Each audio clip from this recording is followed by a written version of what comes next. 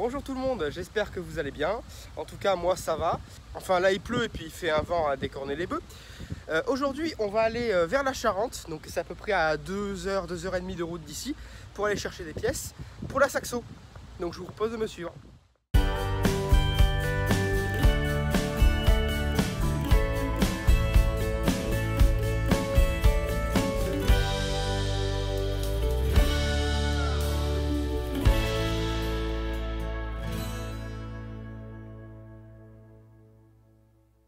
Ça y est, c'est bon, on a récupéré donc 2 blocs de traction, je vais vous les montrer juste après. Maintenant il ne me reste plus qu'à faire le trajet retour. Donc voilà les 2 blocs de traction, ici on a un Y1000, donc ça c'est ce qui va sur ma voiture. Et juste à côté un Y4000, donc ça va plutôt sur partenaire mais on a pas mal de pièces communes à l'intérieur.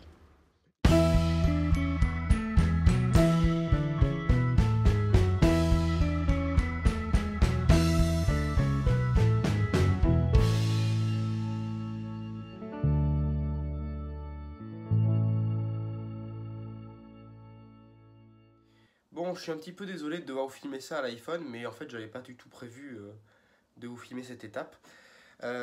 J'ai démonté le bloc que j'ai récupéré, là, le Y1000, qui est censé avoir un problème de disque contacteur. Je l'ai démonté, vous allez le voir après, là, sur l'établi.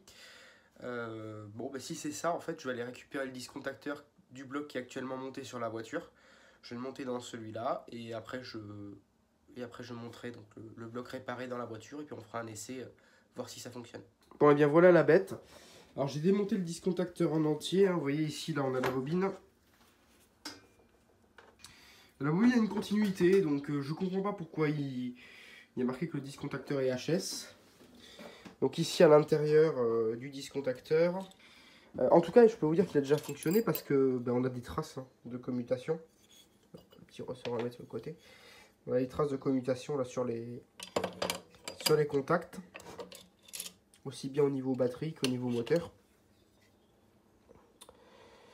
Donc oui, ça a déjà servi, ça c'est sûr. Alors il est peut-être HS, hein, on verra bien. La carte de commande me paraît saine. Vous pouvez remarquer ici que le bloc de transistor là qu'on a en dessous, il n'a pas la même forme que celui qu'on a démonté précédemment. Et c'est normal, d'ailleurs c'est ce bloc là au départ que j'avais commandé, de ce que je vous ai dit dans la précédente vidéo où je ne pensais pas avoir commandé la bonne pièce, en effet, mais celui-là s'il crame je l'ai. J'ai sorti là mon disque contacteur qui est ok, du bloc qui marche pas, il ne reste plus qu'à changer le câble, parce qu'il est pincé, et à remettre tout ça dedans. Tout est remonté, tout est serré, il ne reste plus qu'à remettre le capot, le calculateur et à remettre tout ça dans la voiture. Donc c'est bon, là il est prêt à remonter, hein, tout vissé, nickel, comme il faut. Je suis en train de faire le montage de la vidéo et je me rends compte que j'ai oublié quand même de filmer pas mal de parties. C'est un petit peu chaotique car c'était pas ultra prévu à la base de tout filmer. Mais bon, on va essayer de corriger le tir. Donc ici là, vous venez de voir donc, que j'ai remonté globalement un bloc que j'avais acheté d'occasion. Bon, je vais vous le dire de suite, ça serait trop simple si ça fonctionne immédiatement. Bien entendu, ça ne marche pas. Alors j'avais plus de défaut hacheur. Par contre, j'avais un défaut de disque contacteur. Avec un disque contacteur OK.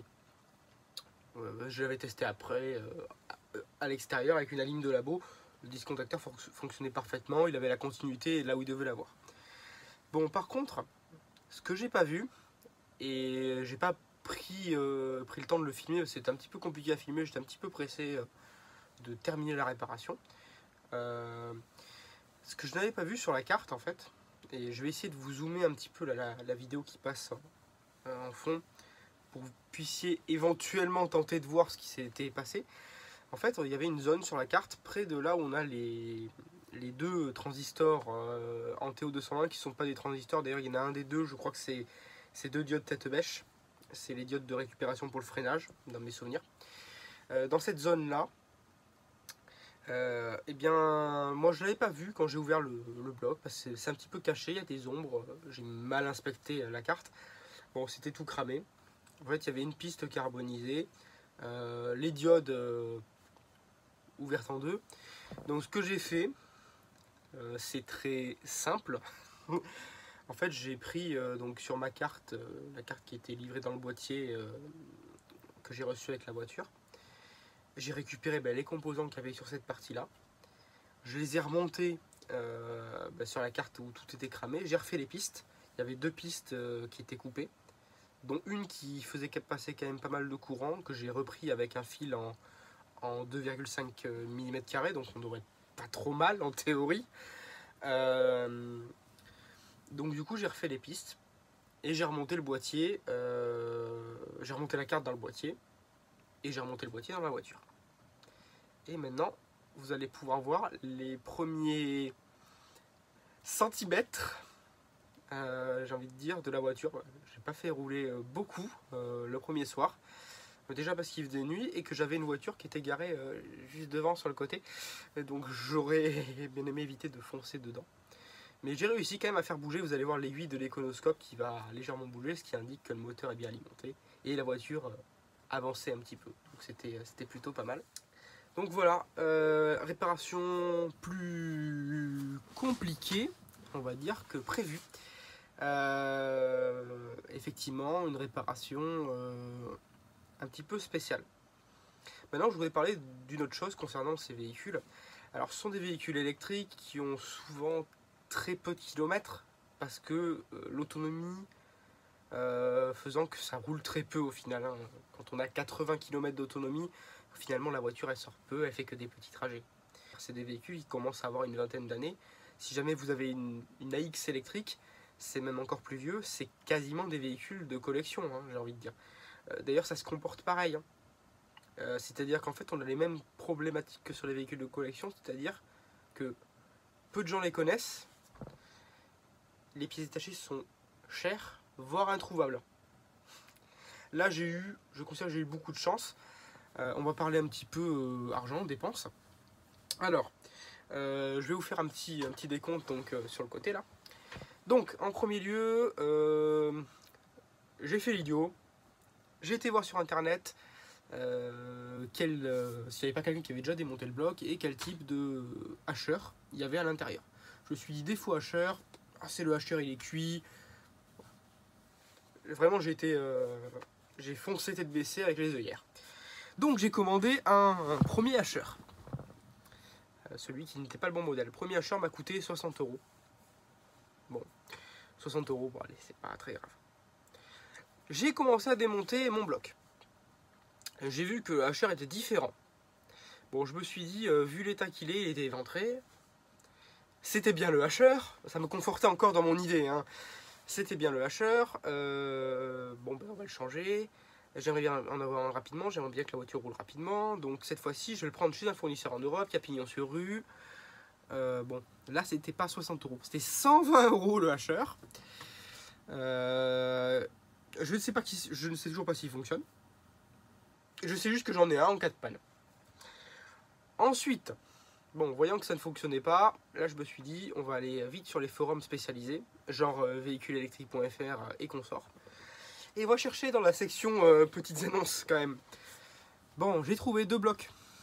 Quelqu'un qui a bien voulu me les vendre d'occasion, comme vous venez de voir là, dans le début de la vidéo. Il me les a vendus 250 €, les 2 blocs. Sachant que c'était du pour-pièce, hein, état inconnu. Et je me suis dit, si jamais j'arrive pas, on va sécuriser le truc. On va acheter un 3e bloc dans un état, cette fois-ci connu, pour avoir surtout un convertisseur et un chargeur. Parce que le chargeur a tendance à tomber en panne sur ces voitures-là. Et en fait, il y avait un mec qui démantelait sa... Je crois que c'était une 106. Il avait un bloc qui gardait dans le coin là pour pièces. En fait, il me l'a donné et j'ai payé globalement les frais de port. Et c'est là que j'ai vu que les frais de port sont quand même élevés parce que j'ai payé ça, je crois, 45 ou 50 €.